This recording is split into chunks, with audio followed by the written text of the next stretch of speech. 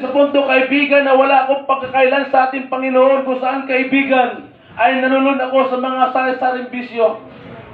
Dumating sa punto, kaibigan, na nagiging isang nagiging isang gunrunner ako, nagiging isang pusher ako, nagiging isang magnanakaw ako, nagiging isang babaero ako. Ganyan po ang aking buhay.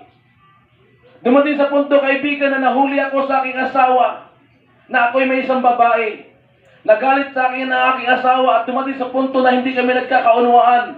Dumating sa punto, kaibigan, na munti ko ng pugutan ng liig ang aking asawa. Ganun po miserable ang aking buhay noon, nung ako'y wala pang pagkakailan sa Panginoon. Pero salamat sa ating Panginoon, mayroong ganitong mga bagay at pagkakataon. May mga kapatiran sa church, may mga tao na naglilingkod sa Panginoon. Nadaanan ako na ang sabi ko, nung ako ay dumating sa punto na lugmok ako sa kasalanan, na sabi ko, Lord, kung totoo ka, kung talagang totoo ka na may Diyos, Panginoon, magpakilala ka sa akin.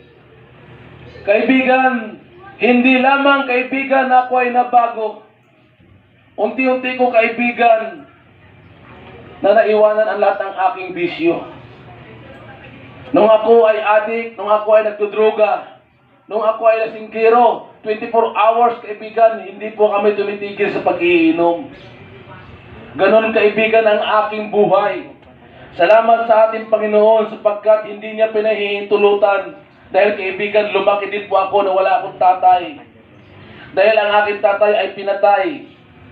Maliit pa lamang ako, kaibigan, pinatay ang aking tatay. Ganon po kasakit ang aking naranasan.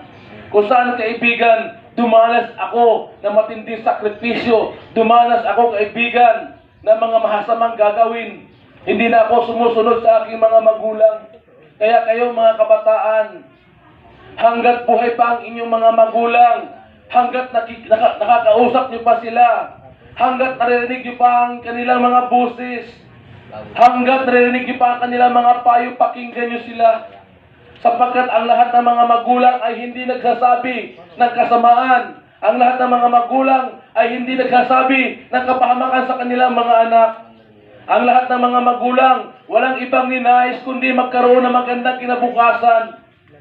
Kaya mga kaibigan at mga kabataan ko, pasalamat kayo at mayroon pa kayo mga magulang na nag-aalaga sa inyo. Kaya kaibigan, ang sabi ng Romans 13, walang matuwid, wala isa. Walang nakaabot sa kaluwalhatian ng ating Panginoon. Ganun po ang nature ng buhay ng tao ngayon.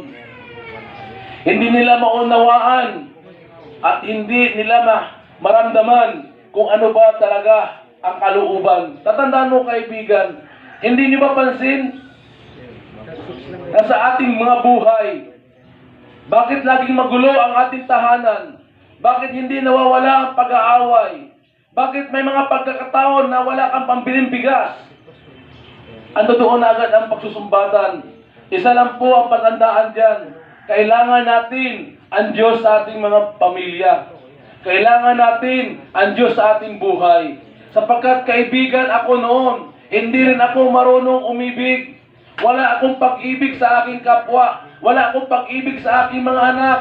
Wala akong pag-ibig sa aking asawa. Pero salamat sa ating Panginoon. Kaya ito ang dahilan kung bakit anderito kami. Ito ang dahilan kung bakit ibinabahagi namin ang salita ng Panginoon. Kaibigan, ang nais lamang ng Panginoon, maalala mo siya, maunawaan mo siya. Ang nais lamang ng Panginoon, kaibigan, magkaroon ka ng kapayapaan at matutunan mo ang pag-ibig.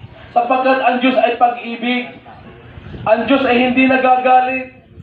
Tingnan mo, kaibigan, sa lahat ng ating mga pagkakamali, sa lahat ng ating mga pagkukulang, ni minsan, hindi nanunumbat ang Panginoon. Ni minsan, hindi nagsasabi ang Panginoon na ikaw ay taong makasalanan, ay parusahan kita. Hindi.